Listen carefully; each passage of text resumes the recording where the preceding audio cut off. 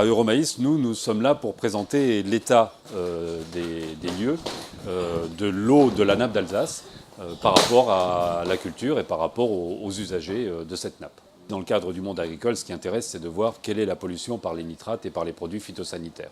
Pour les nitrates, ce qu'on constate, c'est que dans les années 60-70, jusque dans les années 80, on avait une augmentation presque exponentielle de la quantité de nitrates dans la nappe. Des opérations ont été mises en place et des alertes ont été données. Et puis, avec toutes ces opérations, on est arrivé à une stabilisation, on va dire, à partir des années 80, dans les années 80, à une stabilisation toujours à un niveau élevé, puisqu'on est au-delà de la valeur guide européenne de 25 mg par litre dans l'eau brute. Mais disons qu'on est stabilisé à un niveau élevé et qui reste préoccupant quand même à l'heure actuelle d'un point de vue des nitrates. Le prochain inventaire, puisque le précédent avait lieu en 2003, donc on essaye de les faire tous les 5 ou 6 ans, enfin la région essaye de les organiser tous les 5 ou 6 ans. Le prochain, il est en cours. La moitié, pas loin, des prélèvements ont déjà été effectués. Ce sont des laboratoires agréés qui s'occupent de tout ça, qui vont nous rendre les résultats, et puis nous élaborerons les cartes qui paraîtront, on espère, en 2010. Pour les produits phytosanitaires, la problématique est un peu différente dans la mesure où les nitrates, on les utilise depuis longtemps. Les produits phytosanitaires, ça évolue. On a certains produits phytosanitaires qui ont disparu, comme les triazines, qui sont interdits d'utilisation. D'autres produits phytosanitaires qui sont apparus, comme le métolachlore, par exemple, depuis quelques années.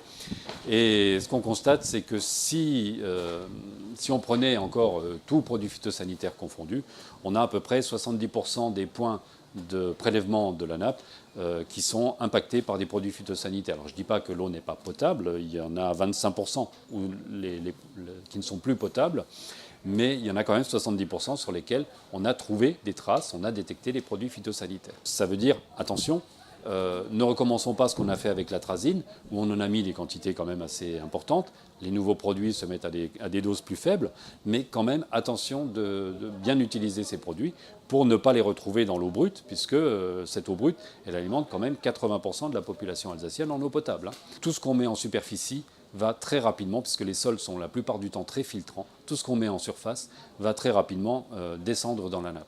Le problème, c'est que quand on est dans la nappe, il y a presque plus de remédiation possible, parce que c'est à l'abri de la lumière, c'est pas oxygéné, c'est pas remué, donc oxygéné.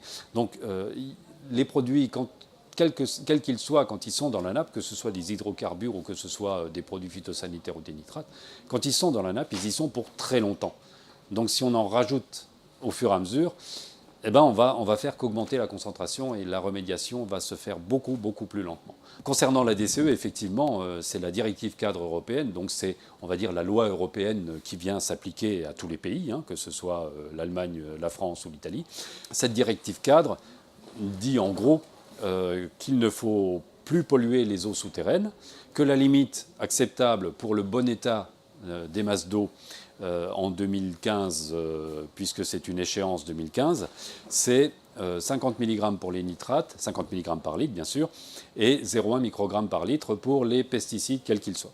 Et surtout, la DCE, cette directive, dit qu'il ne faut plus dégrader les masses d'eau, puisque tous ceux qui vont dégrader les masses d'eau dans l'avenir seront considérés comme des pollueurs et donc devront payer pour remettre en état